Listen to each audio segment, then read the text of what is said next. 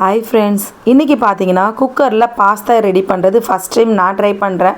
அது அப்படியே உங்ககிட்ட ஷேர் பண்ணுறேங்க. 2 வெங்காயம், 2 தக்காளி, பாதி ஸ்வீட் கார்ன் வந்து உதுத்து எடுத்து வச்சுருக்கேன். நல்லா பெரிய குடமிளகாவையும் கட் பண்ணி எடுத்து வச்சுட்டேங்க.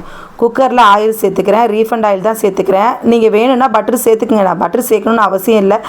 சேர்த்திங்கன்னா ரிச்சான டேஸ்ட் இருக்கும். அதுக்காக தான் நான் அதையும் சேர்த்துட்டு வெங்காயம் சேர்த்து ஒரு வதக்கிட்டு 2 ஸ்பூன் இஞ்சி பூண்டு பேஸ்ட்டும் சேர்த்து வதக்கிடலாங்க. அடுத்து கட் பண்ணி வச்சுருக்க தக்காளியும் சேர்த்துட்டு குடமிளகாவையும் சேர்த்து நம்ம வந்து ஸ்வீட் கார்னும் சேர்த்து வதக்க வேண்டியதாக. ரொம்ப வந்து சாஃப்டாக வதங்கணும்னு அவசியம் இல்லை, ரஃபாக வந்து வதக்கிக்கலாம். காரத்துக்கு மிளகாய் தூள் சேர்த்துருக்கேன். பீஸா சாஸ் என்கிட்ட இல்லை, பெரி பெரி சாஸ் தான் இருந்துச்சு, அதுவும் சேர்த்துருக்கேன் ஒரு 2 ஸ்பூனுக்கு. இத்தாலியன் சீசனிங்கும் வந்து சேர்த்துக்கிறேங்க. இதில் எல்லாமே இருக்குது, ஆரிகானோ எல்லாமே. கெச்சப் வந்து ஒரு 2 ஸ்பூனுக்கு நான் வந்து சேர்த்துக்கிறேன். நான் வந்து 6 பேருக்கு செய்கிற அளவு செஞ்சிட்ருக்கேன்.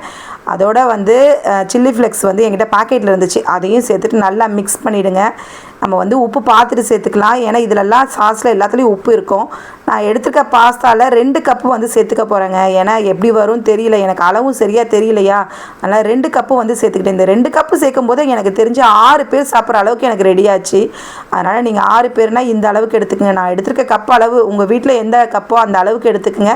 1 கப்புனா 1 கப்பு தண்ணி சேர்த்துக்குங்க. 1 கப் பாஸ்தாவுக்கு 1 கப் தண்ணியும் சேர்த்துட்டு நான் 2 கப்பு வந்து தண்ணி சேர்த்துக்கிறேன். ஏன்னா 2 கப் பாஸ்தா சேர்த்துருக்கேன்.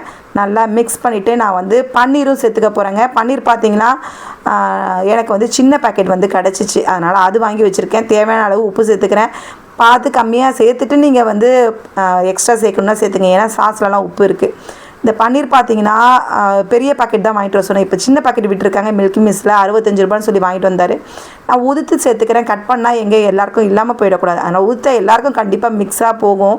அதனால் அதையும் ஊற்றி சேர்த்துட்டு இதுக்கு வந்து சீஸ் வந்து சேர்த்துக்கிறேன். நீங்கள் வந்து பீஸாக்குரிய சீஸ் சேர்க்காதீங்க, சேர்த்திங்கன்னா அடி பிடிக்கும், தனித்தனியாக நூல் மாதிரி எடுத்துக்கும், ஆறின பிறகு சாப்பிட முடியாது. இந்த சீஸ் வந்து அப்படி கிடையாது, ஸ்லைஸ் சீஸ் வந்து உங்களுக்கு நல்லா க்ரீமியாக இருக்கும்.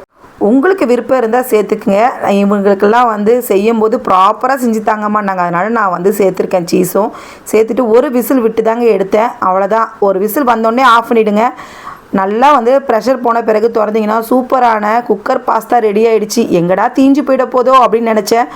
ஏன்னா ஃபஸ்ட் டைம் வந்து குக்கரில் வந்து பாஸ்தா இதாங்க நான் ரெடி பண்ணியிருக்கேன், அதனால் நான் கொஞ்சம் பயந்தேன். ஆனால் பார்த்தீங்கன்னா ரொம்ப சூப்பராகவே வந்துச்சு. நான் சொன்ன அளவுலேயும் நீங்கள் ட்ரை பண்ணி பாருங்கள். இந்த மாதிரி குக்கர் பாஸ்தாவை உங்கள் பசங்களுக்கு செஞ்சு கொடுங்க.